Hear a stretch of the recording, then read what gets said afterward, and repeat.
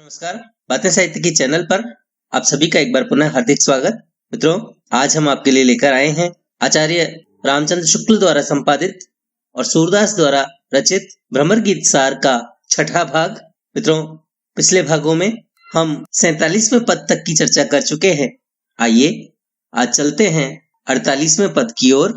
Free free कहा सिखावत बात, प्रातः काल उठ देखत ऊधो घर घर माखन खात। फिरी फिरी कहा सिखावत बात, जाकी बात कहत हो हमसो, सो है हमसो दूरी। यहाँ है निकट जसोदा नंदन प्राण संजीवनी मूरी। बालक संग लय दधि चोरत, खात खवावत डोलत।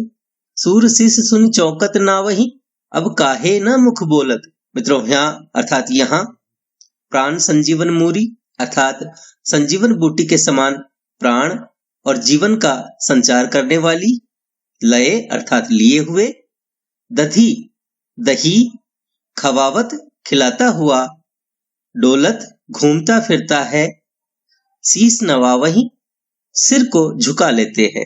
मित्रों, गोपियां कहती हैं कि हे उद्धव, फिरी फिरी कहा सिखावत बात, तुम हमें बार बार निर्गुण ब्रह्म की साधना का उपदेश क्यों दे रहे हो? यह तुम्हारा व्यर्थ का प्रयास है, क्योंकि हमारे जीवन में कृष्ण इतनी अधिक गहराई तक बैठ गए हैं कि हमारे लिए उन्हें भुला पाना अत्यंत कठिन है। प्रातः काल उठी देखत ऊधो घर घर माखन खात। यहाँ प्रतिदिन प्रातः उठकर उन्हें घर घर मक्खन खाते हुए देखती हैं। जाकी बात कहत हो हमसो, सो है हमसो दूरी। आप जिस निर्गुण ब्रह्म के विषय में हमसे बात कर रहे हैं, जिसकी आराधना करने को कह रहे हैं, वह हमसे बहुत दूर है। यहाँ है निकट जसोदा नंदन प्राण संजीवन मूरी। यहाँ ब्रज में तो हमारे निकट श्री कृष्ण निवास करते हैं। और श्री कृष्ण कैसे हैं? यशोदा नंदन श्री कृष्ण संजीवन बूटी के समान जीवन संचार करने वाले हैं, प्राण और जीवन का संचार करने वाले हैं। बालक संग लय दधि चोरत, खात खवावत डोलत। आज भी ग्वाल बालों को साथ लिए हुए, दही चुराते हुए, कुछ खुद खाते हुए और कुछ अन्य लोगों को खिलाते हुए हमें तो वे घूमते फिरते दिखाई देते हैं। सूर शीस सुनी चौकत ना वही, अब काहे न मुख बोलत। जब चोरी करते हुए रंगे हाथों पकड़े जाते हैं तो चौंक कर और लज्जित होकर सिर झुकाकर खड़े हो जाते हैं। हमारे डांटने फटकारने पर भी कोई उत्तर नहीं देते। मित्रों, इस पंक्ति का एक और अर्थ निकल सकता है कि हे उद्धव, तुम हमारी इन बातों को सुनकर सिर नीचा किए क्यों बैठ गए हो, स्तब्ध क्यों हो गए हो? मित्रों, कृष्ण के प्रति गोपियों के अनन्य प्रेम की व्यंजना करते हुए सूरदास जी कहते हैं कि गोपियों को कृष्ण की उपस्थिति का आभास होता रहता है। वे उनकी लीलाओं का स्मृति के द्वारा प्रत्यक्ष अनुभव करती हैं। पद 49, अपने सगुन गोपाले माई, यही विधि काहे देत। ऊधो की ये निर्गुण बातें मीठी कैसे लेत। धर्म अधर्म कामना सुनावत, सुख और मुक्ति समेत। काकी भूख गई मन लाडू, सो देखऊं चित चेत। सूर श्याम तजी को भुस फटके, मधुप तिहारे हेत। मीठी कैसे लेत अर्थात स्वीकार कैसे करें, ग्रहण कैसे करें। तज अर्थात छोड़कर, भुस फटके व्यर्थ परिश्रम करे, और तिहारे हेत अर्थात तुम्हारे लिए। मित्रों, गोपियां आपस में बात कर रही हैं। एक गोपी दूसरी गोपी से कहती है, अपने सगुन गोपाले माई, यही विधि काहे देत, कि हे सखी, हम अपने सगुन गोपाल कृष्ण को, उद्धव को कैसे दे दें, क्यों दे दें, और उद्धव की निर्गुण विषयक विष के समान प्राण घातक वचनों को मधुर, प्रिय और ग्रहण करने योग्य मानकर किस प्रकार स्वीकार कर लें। ऊधो की ये निर्गुण बातें मीठी कैसे लेत। आगे गोपी कहती है, धर्म अधर्म कामना सुनावत, सुख और मुक्ति समेत। इस उद्धव ने हमारे सामने अनेक बार धर्म अधर्म की व्याख्या की है और यह प्रलोभन दिया है कि यदि हम इसके द्वारा बताए गए निर्गुण ब्रह्म की उपासना करें तो हमें सुख और मोक्ष की प्राप्ति हो सकती है। किंतु उद्धव की ये बातें असंभव सी लगती हैं और इसलिए हम इन्हें समझ नहीं पा रही हैं। काकी भूख गई मन लाडू, सो देखूं चित चेत। जरा ये सोचो कि आज तक मन में लड्डू खाने से किसकी भूख शांत हुई है? उद्धव लड्डू के समान जो कृष्ण का प्रेम है, उसके समक्ष अगम्य निर्गुण ब्रह्म की उपासना करने का संदेश दे रहे हैं, उपदेश दे रहे हैं। उनके इन शब्दों में उपासना से मुक्ति प्राप्त होती है, परंतु हमें लगता है कि जैसे किसी के सामने हाथ में आई हुई वस्तु जो प्रत्यक्ष उसके हाथ में है, उसे छोड़ करके और अप्राप्य और काल्पनिक वस्तु के पीछे भागना किस तरह उचित हो सकता है। हे मधुप, हम यहाँ खाली नहीं बैठी हैं जो कृष्ण को छोड़कर निर्गुण की उपासना जैसे भूस फटकने का व्यर्थ कार्य करें। सूर्य श्याम तजी को भूस फटके मधुप तिहारे हेत, यह ब्रह्म की आराधना करना बेकार की माथापच्ची करना है। ऐसे कामों का कोई परिणाम नहीं निकलता है। मित्रों, भूस फटके मुहावरे का और मन के लड्डू लोकोक्ति का अत्यंत ही सुंदर प्रयोग किया गया है। गंभीर भावों की अभिव्यक्ति हुई है। पद 50, हमको हरि की कथा सुनाव, अपनी ज्ञान कथा हो उद्धो मथुरा ही ले गाओ। नागरी नारी भले बुझेंगी, अपने वचन सुझाव, पाला गो इन बातन रे अली, उन्हीं जाय रिझाव। सुनि प्रिय सखा श्याम सुंदर के, जो पे जिय सती भाव, हरिमुख अति आरत इन नयननी, बारक बहुरी दिखाव। जो को कोटि जतन करे मधुकर, बिरहिनी और सुझाव, सूरदास मीन को जल बिनु, नाहिन और उपाव। हमको हरि की कथा सुनाओ। नागरी नारी अर्थात नगर की स्त्रियां, मथुरा की चतुर स्त्रियां बूझेंगी अर्थात पूछेंगी, रिझाव प्रसन्न करो, जिय हृदय, बहुरी फिर से, कोटि करोड़, जतन प्रयत्न, उपाव उपाय। मित्रों, गोपियों को उद्धव की निर्गुण ब्रह्म की चर्चा अच्छी नहीं लगती। उन्हें तो केवल सगुण रूप कृष्ण की कथा में रुचि है और इसलिए गोपियां उद्धव के ज्ञानोपदेश और निर्गुण ब्रह्म की चर्चा से ऊब करके और उद्धव से कहती हैं, हे उद्धव, हमको हरि की कथा सुनाओ। तुम हमें केवल कृष्ण की कथा सुनाओ, हमारे सामने केवल उन्हीं की चर्चा करो। अपनी ज्ञान कथा हो उद्धव मथुरा ही ले गाओ। तुम्हारी ये जो ज्ञान की कथा है, तुम्हारा ये जो ज्ञानोपदेश है, ये जो निर्गुण ब्रह्म की कथा है, इसे मथुरा वापस ले जाओ और वहीं जाकर के वहां के लोगों के सामने इसे गा गा कर सुनाते रहो। उद्धव, नागरी नारी भले बुझेगी, अपने वचन सुझाव। उद्धव, नगर की नारियां जो होती हैं, मथुरा की जो नारियां हैं, वो चतुर हैं और इसलिए वे तुम्हारे इस निर्गुण ब्रह्म को समझ जाएंगी और इसे सुनने की जिज्ञासा भी करेंगी। पालागो इन बाता निरे अली, उन्हीं जाए रिझाव। हे भ्रमर, हे उद्धव, हम आपके पांव पड़ती हैं, आप इस निर्गुण संबंधी चर्चा को ले जा करके और उन्हीं चतुर स्त्रियों को सुना करके उनको ही आप रिझाओ, उन चतुर स्वभाव वाली स्त्रियों को रिझाओ। हे उद्धव, सुनि प्रिय सखा श्याम सुंदर के, जो पे जिये सती भाव, हरिमुख अति आरत इन नयननी, बारक बहुरी दिखाव। हे उद्धव, यदि तुम श्याम सुंदर के प्रिय हो और उनके वास्तविक सखा हो और यदि तुम्हारे मन में हम विरहिणियों के प्रति सहानुभूति का भाव है, तो फिर हरिमुख के दर्शन के लिए, श्री कृष्ण के मुख के दर्शन के लिए तड़प रहे इन व्याकुल नेत्रों को एक बार उस मोहिनी मूर्ति के दर्शन करा दो। जो को कोटि जतन करे मधुकर, बिरहिनी और सुहाव, सूरदास मीन को जल बिनु, नाहिन और उपाव। गोपियां कहती है कि हे उद्धव, हे मधुकर, आप हमें बताओ कि क्या करोड़ों प्रयत्न करने पर भी गृहिणी नारियों को अपने प्रियतम की चर्चा के अतिरिक्त और कोई चर्चा सुहा सकती है?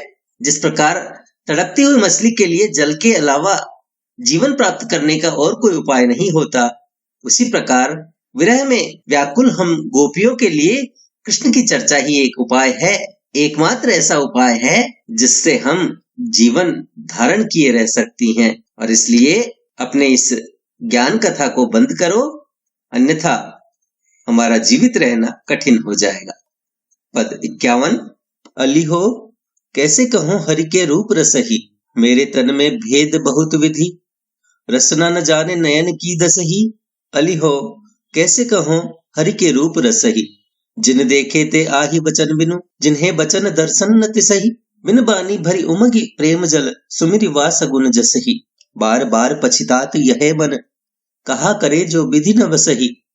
सूरदास अंगन की यह गति, को समुझावे षडपद पसुही। अली हो कैसे कहूं हरि के रूप रसही। दसही अर्थात दशा को, आही अर्थात हैं, तिसही उसे, जसही जस को, न बसही वश में नहीं, षडपद अर्थात भ्रमर, पशु ही पशु को। मित्रों, गोपियां श्री कृष्ण के ध्यान में खोई हुई हैं, किंतु वे कृष्ण के रूप का बखान करने में असमर्थ हैं, क्योंकि यदि आंख देखती है तो जिह्वा के अभाव में वर्णन नहीं कर सकती और जिह्वा वर्णन करने में समर्थ है तो नेत्रों के अभाव में कृष्ण की रूप माधुरी का दर्शन नहीं कर सकती। गोपी भ्रमर के माध्यम से उद्धव से कहती है, अली हो कैसे कहूँ हरि के रूप रसही, मैं कृष्ण के रूप रस श्रृंगार का कैसे वर्णन करूं। मेरे इस शरीर के विभिन्न जो अवयव हैं उनमें परस्पर अत्यधिक भेद है। मेरे तन में भेद बहुत विधि, रसना न जाने नयन की दशही। मेरी जिह्वा मेरे नयनों की दशा को नहीं जानती और न ही वह उस दशा का अनुभव कर सकती है। हे उद्धव, एक अंग एक ही कार्य कर सकता है। इन नयनों ने कृष्ण की रूप माधुरी के दर्शन तो किए हैं, किंतु वे वचनों के अभाव में उसका वर्णन करने में असमर्थ हैं। और जिन देखे ते आही वचन बिनु, जिन्हें वचन दर्शन न तिसही। जो जिह्वा बोलने में अथवा वर्णन करने में समर्थ है, वो नेत्रों के अभाव में उस रूप माधुरी को देखने अथवा अनुभव करने में असमर्थ है। नेत्र बोल नहीं पाते, इसलिए कृष्ण के उस सगुण स्वरूप और उसके यश का स्मरण कर प्रेम के आवेग में उमड़ते हुए आंसुओं से भर उठते हैं। बिन बानी भरी उमग प्रेम जल, सुमिरि वा सगुन जस ही। आगे गोपी कहती है कि बार बार पछतात यह मन, कहा करे जो विधि न बसही। सूरदास अंगन की यह गति, को समझावे षट पद पशु ही। अपनी इस व्यवस्था के कारण हमारा मन बार बार पश्चाताप से भर उठता है। जब विधाता ही वश में नहीं है तो यह मन कर भी क्या सकता है। हमारे भाग्य में प्रियतम कृष्ण से वियोग दशा लिखी थी और हम उसे भुगत रहे हैं। सूरदास जी कहते हैं कि गोपियों ने कहा कि अपने शरीर के विभिन्न अंगों की व्यवस्था से इस मूढ़ 6 पैरों वाले भौरे को कौन समझाए। यह प्रेम के महत्व एवं प्रभाव को नहीं समझ पाता। यह मूर्ख है, इसलिए इसको समझाना व्यर्थ है। पद 52। हमारे हरि हारिल की लकड़ी, मन बच क्रम नंद नंदन सो उर, यह दृढ़ कर पकड़ी। हमारे हरि हारिल की लकड़ी, जागत सोवत अपने सौतुख, कान्ह कान जकरी। सुनते ही लोग लगत ऐसो अली, जो करुई ककरी। सोई व्याधि हमें ले आए, देखी सुनी न करी। यह तो सूर तिन्हें ले दीजे, जिनके मन चकरी। हमारे हरि हारिल की लकड़ी। हारिल की लकड़ी मित्रों, हारिल नामक जो पक्षी होता है वह हमेशा अपने पंजों में कोई न कोई लकड़ी का टुकड़ा पकड़े रहता है। किसी डाल को पकड़े रहता है। वच अर्थात वचन, क्रम, कर्म, उर हृदय, सौतुक प्रत्यक्ष, कान्ह कृष्ण, जकरी रट या धुन, करुई कड़वी, सोई वही, व्याधि रोग या बीमारी, तिन्हें उनको, चक्री अर्थात चंचल अथवा सदैव अस्थिर रहने वाली। मित्रों, प्रस्तुत पद में कृष्ण के प्रति अपने प्रेम को प्रकाशित करती हुई गोपियां उद्धव से कह रही हैं कि कृष्ण उनके लिए हारिल पक्षी की लकड़ी के समान बन गए हैं। हमारे हरि हारिल की लकड़ी। जिस प्रकार हारिल पक्षी कहीं भी हो और किसी भी दशा में हो, वह सहारे के लिए अपने पंजे में किसी न किसी लकड़ी को अथवा किसी तिनके को पकड़े रहता है, उसी प्रकार हम गोपियां भी निरंतर कृष्ण के ध्यान में निमग्न रहती हैं। मन बच क्रम नंद नंदन सो उर, यह दृढ़ करी पकड़ी। हमने अपने मन, वचन और कर्म से कृष्ण रूपी लकड़ी को अपने हृदय में दृढ़ करके पकड़ लिया है। अर्थात श्री कृष्ण का रूप सौंदर्य हमारे हृदय में गहराई तक बैठ गया है और यह अब इस जीवन का एक अंग बन गया है। जागत सोवत सपने सौतुख, कान कान जकरी। सुनत ही जोग लगत ऐसो अली, जो करोई ककरी। हमारा मन तो जागते सोते स्वप्नावस्था में प्रत्यक्ष रूप में अर्थात सभी दशाओं में कृष्ण के नाम की रट लगाता रहता है। कृष्ण का स्मरण ही एकमात्र कार्य रह गया है हमारे लिए, जिसे हमारा मन सभी अवस्थाओं में करता है। हे भ्रमर, तुम्हारे निर्गुण ब्रह्म संबंधी ज्ञान उपदेश की बातें सुनकर हमें ऐसा लगता है जैसे कोई कड़वी ककड़ी हमने मुंह में रख ली हो। सोई व्याधि हमें ले आए, देखी सुनी न करी। यह तो सूर तिन्हें ले दीजे, जिनके मन चक्री। गोपियां कहती हैं कि उद्धव, इस निर्गुण ब्रह्म के रूप में तुम हमारे लिए ऐसा रोग ले आए हो जिसे ना तो हमने कभी देखा है, न सुना है, न कभी उसका भोग किया है। इसलिए इस योग ज्ञान रूपी बीमारी को तुम उन लोगों को दो जिनके मन चकई के समान अथवा चक्री के समान सदा चंचल रहते हैं, वे ही इसका आदर करेंगे। गोपियां कहना चाहती हैं कि उनके हृदय तो कृष्ण प्रेम में दृढ़ एवं स्थिर हैं। उनके हृदय में योग ज्ञान और निर्गुण ब्रह्म संबंधी बातों के लिए कोई स्थान नहीं। उद्धव के योग की बातें वही लोग स्वीकार कर सकते हैं जो अपनी आस्था में दृढ़ नहीं होते। वे भावावेश में अपनी आस्था और विश्वास को बदलते रहते हैं और इसलिए ऐसे अस्थिर चित्त वालों के लिए ही योग का उपदेश उचित है। मित्रों, गोपियां निर्गुण के उपदेश के लिए व्याधि शब्द का प्रयोग करती हैं और ऐसा करके सूरदास जी ने परोक्ष रूप से स्वयं निर्गुण ब्रह्म की अवहेलना की है और साथ ही साथ यह भी स्पष्ट किया है कि योग साधना चंचल और अस्थिर चित्त वालों के लिए ही उचित है, स्थिर प्रेम मार्गियों के लिए यह व्यर्थ है। सुनते ही जोग लगत ऐसो अली ज्यों करुई ककरी, पंक्ति में उपमा अलंकार का प्रयोग किया गया है। पद 53, फिरी कहा सिखावत मौन, दुसह बचन अली यों लागत डर, ज्यों जारे पर लोन, फिरी कहा सिखावत मौन। सिंगी भस्म त्वचा मृग मुद्रा, अरु अवरोधन पौन, हम अबला अहीर सठ मधुकर, घर बन जाने कौन। यह मत लय तिन्हि उपदेसो, जिन्हें आज सब सोहत, सूर आज लो सुनी न देखी, पोत सूतरी पोहत। मित्रों, सिखावत अर्थात सिखाना, दुसह ऐसा ही है या कठोर, जारे पर लौन जले पर नमक, त्वचा मृग मृगशाला, अवरोधन पौन अर्थात पवन को रोकना, सांस रोकना या प्राणायाम करना, पोत कांच की बनी छोटी सी गुड़िया या मोती, सूतरी सूतली। मित्रों, गोपियां उद्धव से कहती हैं फिर कहा सिखावत मौन, हे उद्धव, तुम हमें बार बार मौन साधने का उपदेश क्यों दे रहे हो? कम से कम हमें अपना दुख तो कह लेने दो। दुसह वचन अली यों लागत डर, ज्यों जारे पर लोन। हे उद्धव, हे भ्रमर, तुम्हारे ये योग साधना रूपी असह्य कठोर वचन इस प्रकार कष्ट दे रहे हैं जैसे जले पर नमक छिड़क दिया गया हो। कभी कहना चाहते हैं कि गोपियां कृष्ण के वियोग में पहले ही दुखी और घायल हैं, ऊपर से उद्धव उन्हें कृष्ण को त्याग कर ब्रह्म प्राप्ति के लिए योग साधना का उपदेश दे रहे हैं। वैसा लगता है जैसे जले पर नमक छिड़क कर घायल को और अधिक कष्ट दिया जा रहा हो। सिंगी भस्म त्वचा मृग मुद्रा, अरु अवरोधन पौन, हम अबला अहीर सठ मधुकर, घर बन जाने कौन। हे उद्धव, तुम हमसे सिंगी, भभूत, मृगशाला और मुद्रा धारण करके प्राणायाम की साधना करने को कहते हो, किंतु हे मूर्ख भ्रमर, क्या तुमने कभी यह सोचा है कि हम अबला अहीर नारियां हैं? हमारे लिए यह किस प्रकार संभव है कि हम तुम्हारे कठिन योग साधना से प्राप्त निर्गुण ब्रह्म को अपना ले? योग साधना तो वन में रहकर अपनाई जा सकती है। हम न तो घर को त्याग सकती हैं और न ही अपने घर को वन के समान निर्जन कर सकती हैं, और यह असंभव है क्योंकि हमारे घरों में कृष्ण संबंधी सभी पुरानी यादें समाई हुई हैं जिन्हें हमें भुलाना पड़ेगा, और यह हमारे लिए संभव नहीं है।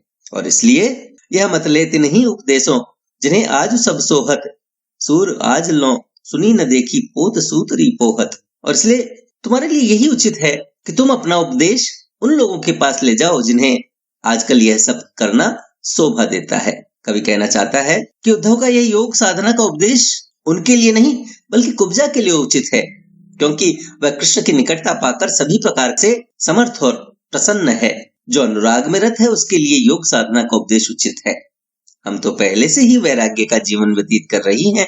इस योग साधना के उपदेश की वास्तव में उस कुब्जा को अधिक आवश्यकता है जो कृष्ण के साथ विषय भोग में लिप्त है। और अंत में गोपियां कहती हैं कि हमने आज तक किसी भी व्यक्ति को मोती में सूतली पिरोते हुए नहीं देखा है, इस प्रकार यह कार्य असंभव है। तुम हमें योग साधना के द्वारा निर्गुण ब्रह्म को प्राप्त करने का जो उपदेश देते हो वह भी इसी प्रकार का असंभव कार्य है और तुम्हें इस कार्य में सफलता नहीं मिल सकती। मित्रों, मौन शब्द में श्लेष है। योगी वाणी का संयम प्राप्त करने के लिए मौन साधना करते हैं, यह योग का एक उपलक्षण है। मित्रों, दूसरा वचन अलियों लागत उर, जो जारे पर लोन में उपमा है तथा जारे पर लोन एक लोकोक्ति है। पद 54, प्रेम रहित यह जोग कौन काज गायो, दीनन सो निठुर बचन कहे कहा पायो, नयनन निज कमल नयन सुंदर मुख हेरो, मूंदन ते नयन कहत कौन ज्ञान तेरो, तामे कहु मधुकर हम कहाँ लेन जाही, जामे प्रिय प्राण नाथ नंद नंदन नाही, जिनके तुम सखा साधु बातें कहु तिनकी, जीवे सुनि श्याम कथा दासी हम जिनकी, निर्गुण अविनाशी गुण आनी आनी भाखो, सूरदास जी के पिए कहाँ कान्ह राखो। मित्रों, प्रेम रहित अर्थात नीरस कौन काज किस कारण, दीनन दुखियों को, अबलाओं को, निठुर निष्ठुर या कठोर, हेरो देखो, लैन लेने के लिए तिनकी उनकी आनी आनी अन्य अन्य भाखो कहते हो जिए के प्रिय प्राणों के प्राण। मित्रों, गोपियां कहती हैं कि हे उद्धव, प्रेम रहित यह जोग कौन काज गायो, दीनन सो निठुर बचन कहे कहा पायो। तुमने इन नीरस योग के गीतों को हमारे सामने क्यों गाया? इनकी यहाँ क्या आवश्यकता है? उद्धव, इनमें प्रेम का अभाव है और इसलिए ये हमारे लिए व्यर्थ हैं। हे उद्धव, बताओ, हम अबलाओं विरहिणी नारियों के सम्मुख, हम दुखियों के सम्मुख इस प्रकार की कठोर बातें कहकर तुम्हें क्या मिला? हमारे इन नयनों ने कमल नेत्रों वाले सुंदर मनमोहक कृष्ण के सुंदर मुख के दर्शन किए हैं। नयनन निज कमल नयन सुंदर मुख हेरो, मूंदन ते नयन कहत कौन ज्ञान तेरो। यह तुम्हारा किस प्रकार का ज्ञान है? कैसा विवेक है कि तुम इन नेत्रों को बंद करके और निर्गुण ब्रह्म की साधना करने को कहते हो? हम अपने नेत्र बंद करके तुम्हारे निर्गुण ब्रह्म के पीछे क्यों भटकती रहें? तामे कहूँ मधुकर हम कहा लेन जाही, जामे प्रिय प्राण नाथ नंद नंदन नाही। हे उद्धव, हमें बताइए कि आपकी इस योग साधना को हम किस लालसा से अपनाएं, क्योंकि हम जानती हैं कि इससे हासिल कुछ नहीं होने वाला और इसमें नंद नंदन कृष्ण की भी हानि है, क्योंकि उन्हें त्याग कर ही इसे अपनाना होगा और इसलिए तुम्हारी यह साधना हमारे लिए निरर्थक है। जिनके तुम सखा साधु बातें कहू तिनकी, जीवे सुनि श्याम कथा दासी हम जिनकी। हे उद्धव, हमें तो उन्हीं कृष्ण की बातें सुनाओ जिनके तुम सच्चे मित्र हो और हम उनकी दासी और सेविकाएं हैं। उन श्याम की कथा और रस में भरी हुई बातें सुनकर हम जी उठेंगी, हमें प्राण मिल जाएंगे और हमारा यह विरह भी जाता रहेगा। लेकिन निर्गुण अविनाशी गुण आने आने भाखो, सूरदास जिए के पिए कहाँ कान राखो। लेकिन तुम उन कृष्ण की बातें न करके किसी निर्गुण अविनाशी ब्रह्म के विषय में कुछ कहकर इस प्रकार की बातें करते हो, अन्य प्रकार की बातें करते हो, अन्यान्य बातें करते हो।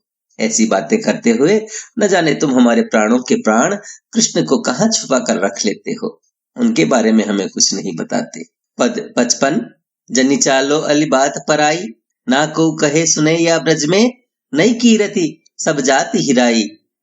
जनी चालो अली बात पराई, बूझे समाचार मुख ऊधो, कुल की सब आरती बिसराई। भले संग बसी भई भली मति, भले मेल पहचान कराई। सुंदर कथा कटुक सी लागती, उपजत उर उपदेश खराई। उल्टी नाव सूर के प्रभु को, बहे जात मांगत उतराई। जनी चालो अली बात पराई। जनी अर्थात मत, पराई दूसरे की, हिराई नष्ट की, आरती दुख या कष्ट, बिसराई भुला दी, कटुक कड़वी, खराई विरक्ति, उतराई पारिश्रमिक। मित्रों, गोपियां उद्धव से कहती है कि हे उद्धव, जनी चालो अली बात पराई। हे अली, हे उद्धव, तुम यहाँ कृष्ण के अतिरिक्त और किसी की बात ना चलाओ, क्योंकि यहाँ ब्रज में कृष्ण के अतिरिक्त अन्य किसी की बात ना तो कोई करता है और ना सुनता है। ना को कहे सुने या ब्रज में नई कीर्ति सब जाति हिराई। तुम्हारे बार बार इस प्रकार की बातें दोहराने से तुम्हारी वह समस्त कीर्ति नई नई जो तुम्हें प्राप्त हुई है, वह सारी की सारी कीर्ति नष्ट हुए जा रही है, जो यहाँ तुमने कृष्ण के सखा के रूप में अर्जित की थी। कवि कहना चाहते हैं कि कृष्ण को त्याग, निर्गुण ब्रह्म की साधना का उपदेश सुनकर सब लोग तुम्हारे विरुद्ध होते जा रहे हैं। बूझे समाचार मुख ऊधो, कुल की सब आरती बिसराई। भले संग बस जाए भली मति, भले मेल पहचान कराई। हे उद्धव, हम तुमसे ये समाचार पूछती हैं कि क्या उन्होंने अपने कुल की विपदाओं कष्टों को विस्मृत कर दिया है, भूल गए हैं? क्या उन्हें कुल की कोई चिंता नहीं है? मथुरा जाने पर कृष्ण को बहुत अच्छे अच्छे लोगों का सत्संग प्राप्त हुआ है और इसके कारण उनकी बुद्धि भी श्रेष्ठ हो गई है और इस नई बुद्धि के कारण ही उन्होंने तुम जैसे भले लोगों को हमारे पास भेजकर हमें तुम्हारा परिचय प्राप्त करने का अवसर दिया है। गोपियां यहाँ पर व्यंग्य कर रही हैं कि मथुरा में बुरे लोगों की संगति के कारण कृष्ण की मति ऐसी हो गई है, उनकी बुद्धि ऐसी हो गई है कि उन्होंने उद्धव को यहाँ योग का संदेश देने के लिए भेजा है। सुंदर कथा कटुक सी लागती, उपजत उर उपदेश खराई। उल्टी नाव सूर के प्रभु को बहे जात मांगत उतराई। हे उद्धव, तुम्हारे विवेक के अनुसार तो तुम्हारी यह निर्गुण ब्रह्म की चर्चा सुंदर है, लेकिन हमें कड़वी लगती है, हमें अरुचिकर लगती है और इससे हमें विरक्ति होती है। हमें तुम्हारी निर्गुण ब्रह्म संबंधी योग ज्ञान की बातें बिल्कुल भी अच्छी नहीं लगती और तुम्हारे सखा का अद्भुत न्याय हमारी समझ में नहीं आ रहा। नाव तो नदी के मध्य में उलट गई है, यात्री जल में बहता जा रहा है, मल्लाह उन्हें डूबने से बचाने के बजाय उनसे उतराई का पारिश्रमिक मांग रहा है। सूरदास जी कहना चाहते हैं कि कृष्ण गोपियों से प्रेम की लौ लगाकर उन्हें त्याग कर खुद मथुरा चले गए हैं और अब गोपियां मझधार में हैं और कृष्ण उन्हें योग साधना के माध्यम से निर्गुण ब्रह्म की आराधना करने का संदेश देकर और व्यतीत कर रहे हैं। यह तो ठीक वैसा ही है जैसे बहते हुए जा रहे यात्रियों से नाव का किराया मांगना। मित्रों, कृष्ण के प्रति गोपियों का अनूठा प्रेम भाव उमड़ा है, गोपियों की वाक्पटुता का चित्रण हुआ है और संपूर्ण पद में सरल शब्दों का अनुपम प्रयोग है। तो मित्रों, यह था आचार्य शुक्ल द्वारा संपादित और सूरदास विरचित भ्रमर गीत सार का छठा भाग, जिसमें हमने पद संख्या 48 से 55 तक की चर्चा की, उनकी व्याख्या की। आशा है आपको यह वीडियो व्याख्यान अच्छा लगा होगा। इसे लाइक करें, अपने मित्रों के साथ साझा करें और देखते रहें बातें साहित्य की। धन्यवाद। Tell me pretty lies, look me in the face, tell me that you love me.